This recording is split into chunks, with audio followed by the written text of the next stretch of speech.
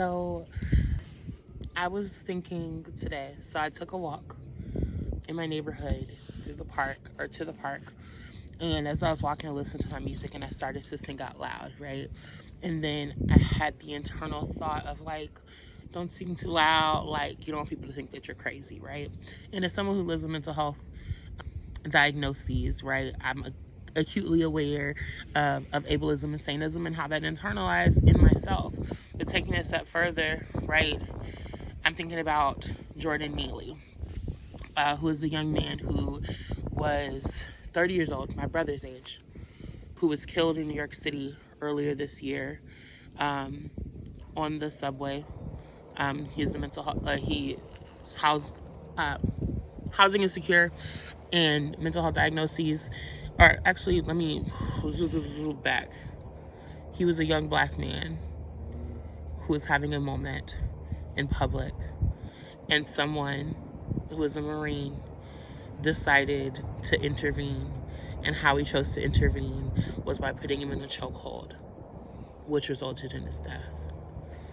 And I want to be really clear because I think some of those adjectives, like, and I'm thinking about the ways in which we engage with people that we deem as being unsafe, that we deem as being erratic, the ways in which the sanism, right? Because there's ableism and then there's just the next step of like sanism, specifically thinking about like how we look at folks who we think are mentally ill and crazy, right? As problems to solve, as people who, because they are not operating under your lens of what you think reality is, that we inherently dismiss. I think of like the function of like music and freedom and creative expression and freedom and eccentricity, and the places where it's valued and the places where it's demonized, and the intersections of those things, right? I think of like music specifically in black bodies, dance and movement, and a site of freedom, a site of spiritual access points, right? I think of how folks in general who have mental health diagnoses are at times, because they're may not be in touch with reality as we see it, are deeply in touch with the intangible and the spiritual, and in some areas that is celebrated, right? If you're an artist making millions of dollars and you're acting erratic, you're a genius, right? If you're someone who it's the conditions under which things are tolerated, accepted, understood. I think of, when I was I used to ride the trolley when I worked at Starbucks downtown, and seeing the folks with their boom boxes, or like just in general, like having a good time, like in their own little world, listening to music, and the ways in which that's looked upon depending on the lens that you see people through, right? And I think about the very real latent fear, and this is not adding anyone, it's also asking myself the question of like, how do we engage with the discomfort and the fear of the unknown when it looks like unhoused people who we may not know what state they're in? Because the reality is, like, yes, there are people who are having crises. There are people, because of where they are in their reality, who are not necessarily moving in safe ways towards themselves or towards others. But how do we engage with that fear, right? How do we still see the humanity even in that? And I think about like the privilege that I have, that there are spaces where I get to cut up and vocally stem, right? The fact that like I finally, a year and some change into having a home, right? Having a place to lay my head where I can walk around singing. And in the back of my mind, I still am like, my neighbors probably think I'm crazy because I sing all the time, or I sing all the time, or I do talk to myself, right? All these things that like, if I wasn't me, or even as I am me, right, can be criminalized, stigmatized, all these other things. And I'm sitting with this feeling of, when we talk about abolition beyond theory, when we talk about the worlds that we want to see and the things that we have to interrogate and dredge up and all that we've been taught, right? Because it doesn't make us inherently bad people, right? It means that we have been touched by the society. And the society has said there is an other, right? Inherently. That says that there is the normal way and there is the abnormal way. And if you are not normal, and gag is none of us are normal, but we're all ascribing to strive to be normal. We all want to not be the other.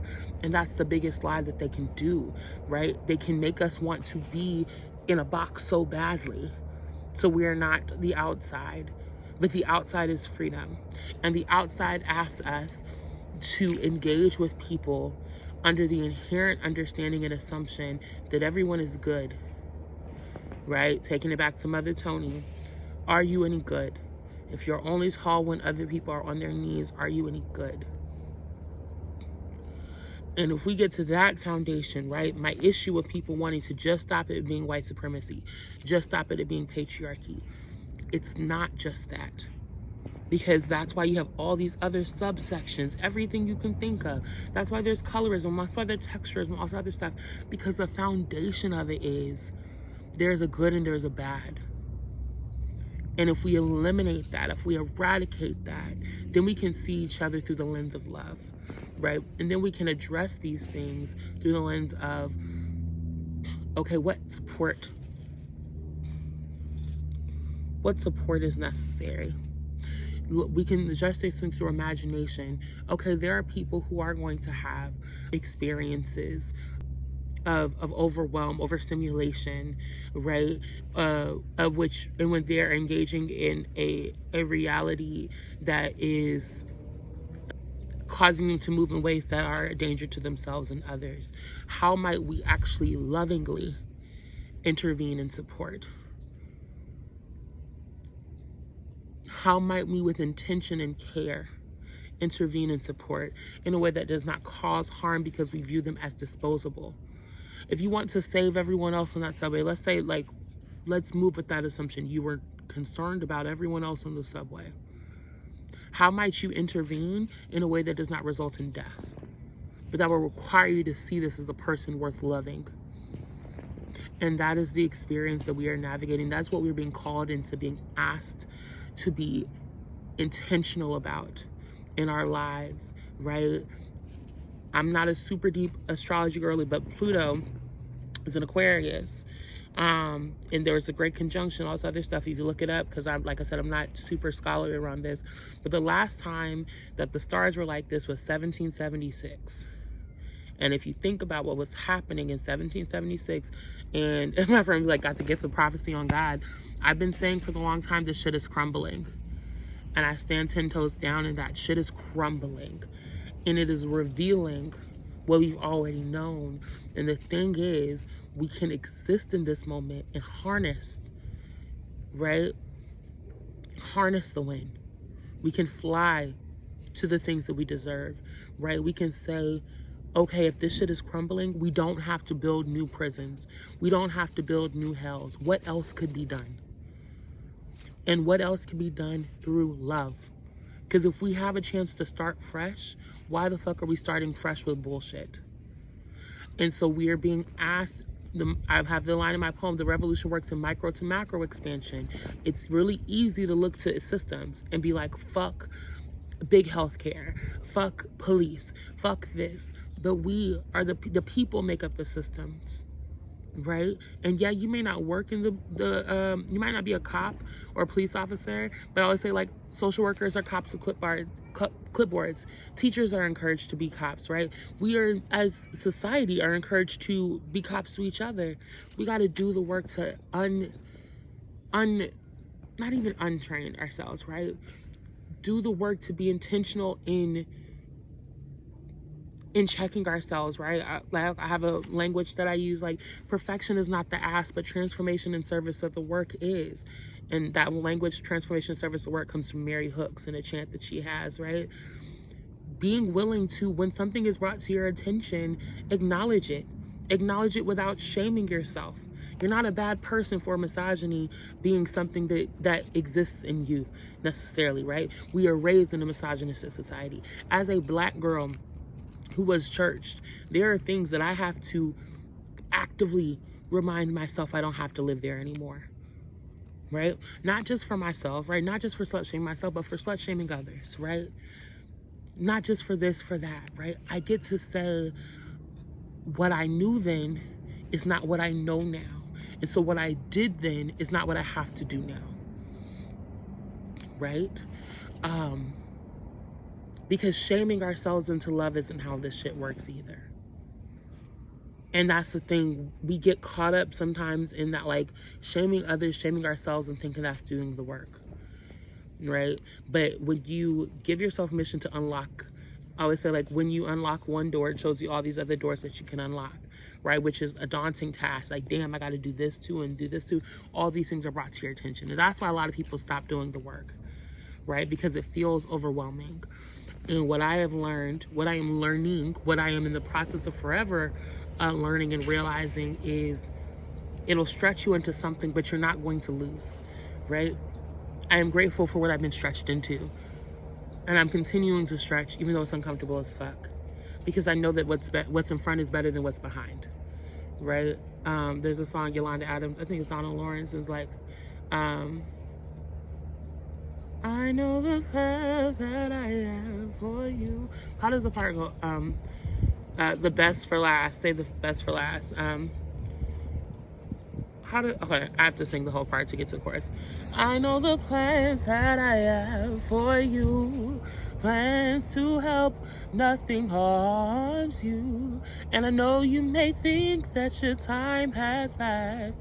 God's only saving the best for last. Your future greater than your past. Okay, because I was like, I can't. Just for myself, I won't be able to move on if I don't have that part. But yeah, like, the best for last, greater than your past. A lot of times when we think about the future with all these things, we sit in dystopia. But what if it wasn't dystopia, babes? What if it was better than we could even imagine? Because right now, we can only imagine like small gradual changes under the system. We can't imagine the big, juicy, daft and dewy-eyed dope possibilities where this system isn't a factor. Right? So I'm not asking you to think of a world without police, but we still got to do other bullshit. Wipe all that clean. My framework or the evaluation that I use for dreaming, I'm excited I'm doing a facilitation this evening. What it is, what it ain't, what it could be. So often we get stuck on those first two. We talk about, well, this is what the problem is, this is what we don't want. And then we use those two things to inform what the could be, right? And my framework is, yeah, let's get clear on what has happened, where we are right now. Honestly, let's get clear on what it ain't, what we don't want to happen, what we've seen happen that doesn't work, and then say, cool, we're going to set that to the side. And now we're going to say, what is the best case scenario?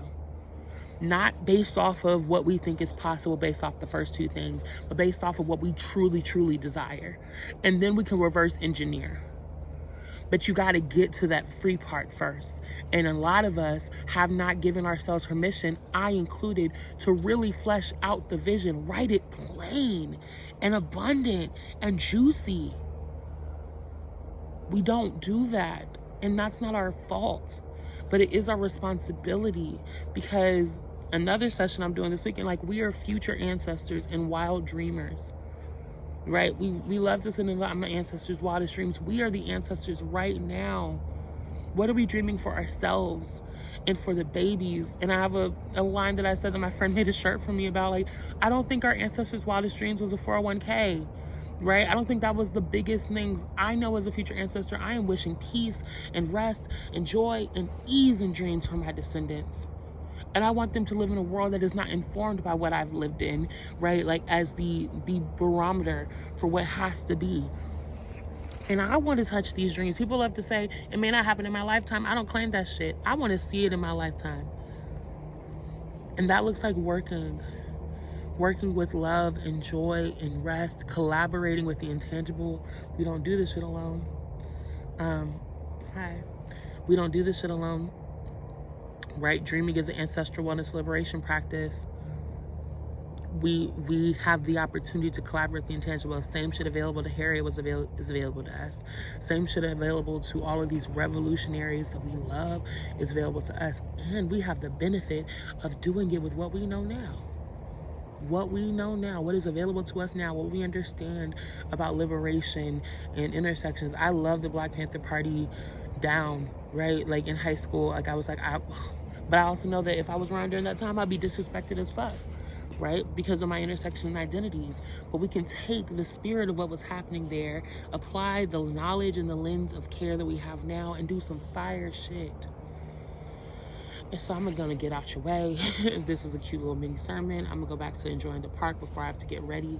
But that was just on my heart, and I just really wanted to get that out, because these are the dreams that I'm having, and I see so vividly and clearly.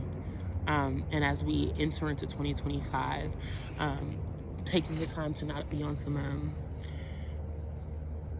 we can have our individual goals, absolutely individual dreams, but to also cast our dreams for the collective with intention and care. And so that's what the fuck I'm trying to do.